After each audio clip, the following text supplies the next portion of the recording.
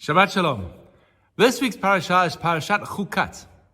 The word chukat is an interesting one. It comes from the root Chok. A Chok is a rule that is set in stone. Lachkok in Hebrew means to engrave. And so a Chok in Hebrew, means a rule that is set in stone and cannot be changed. In Judaism, the term Chok refers to a law that we have from Hashem that makes absolutely no sense, but we follow it because this is the command from Hashem. It is a law which makes no logical sense. In our parsha, we are introduced to a chok known as Para Aduma, the red heifer. The red heifer was where the ashes of the red heifer were required to be sprinkled upon a person who would come into contact with a dead body. The ashes were sprinkled. The person would then have to go through a process of purification, including mikvah, and then after this process would be allowed to enter the confines of the temple. The strange thing about this law was that the person who did the sprinkling had to be one who was spiritually pure. But the moment that they did the sprinkle, they became impure. Zot chukat Torah, says the Torah. This is the ultimate chok, the ultimate statute. It makes no sense. How can it be that the person who's pure by touching the waters becomes impure, and the person that is impure by having the water sprinkled on them becomes pure? Within Judaism, we have multiple laws. We have something known as mishpat, edut, and chok.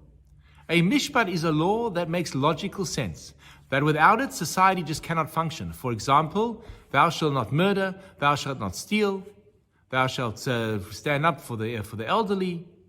These are called mishpatim. These are laws of society, and without them, society cannot function. Then we have a second set of laws known as the eduyot. Edut from the word testimony or witnessing. When I do certain mitzvot, commandments, I'm doing them in order to testify to an event. When I take a Kiddush cup on Friday night, I am testifying to the fact that God created the world in 6 days and sanctified and rested on the seventh day known as Shabbat. When I hold up the piece of matzah to eat on Pesach, I'm testifying to the fact that God took me out of Egypt and saved my ancestors. Those are called eduyot. And then you have laws called chukim, which are commanded to us by God, but have no logical reasoning behind them. The classic example is kashrut. If the food is not healthy, then why do the rest of the world eat it? And if it is healthy, why can't we eat it? It's called a chok, a law which was instituted from above. I can always think of a reason. And thus the rabbis teach us another term. It's called ta'amei ha-mitzvot.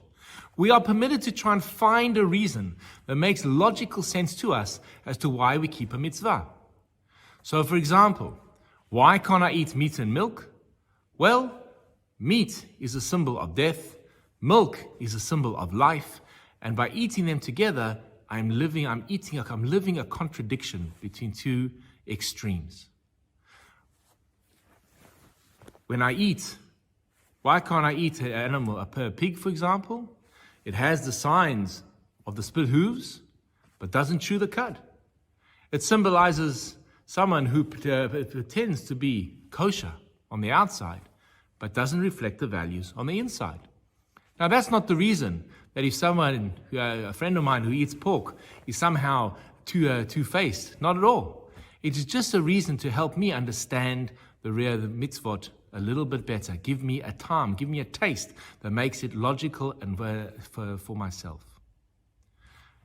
The interesting thing is that kol mitzvot, all these mitzvot were given to us by Hashem on Har Sinai. Because at the ultimate basis, all of the mitzvot are chokim. They are given to us by the divine commander.